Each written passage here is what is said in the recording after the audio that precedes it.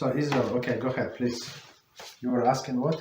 About going to save someone from conversion. Yes. Mm-hmm. So why is that? If a Jew will remain a Jew, that's for one side, and for another side, it's referring to the baptism of the Christians that is bringing a curse upon the person. Okay.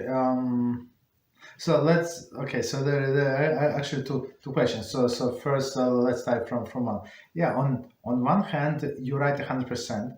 That so I'm just want to reiterate what you said. So Israel said, what's the reason to go and on desecrate Shabbos, right? To save somebody. So for example, they're going to baptize this person, right? Let's say, or convert to Christianity. I don't know, like what other words for conversion to Christianity. Let's say whatever they do to this Jew. So on one hand, you're right. This Jew is going to always remain a Jew because there is no this conversion is nothing on one hand, but on one hand, it's not so innocent, this conversion. So because this Christianity is full of tumah, full of impurity, and when this person accepts this impurity, so this impurity is going to enter him.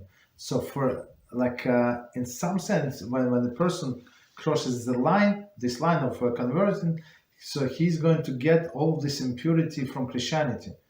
And before, all of the impurity was in all of the magicians in Egypt and other countries, all of this black magic. But after some time, after this, they went down, right? So it went to Christianity. So this person, so after that, to bring him back, it would be much more difficult than to stop right now, and he would live, if possible. I mean, that's what we do.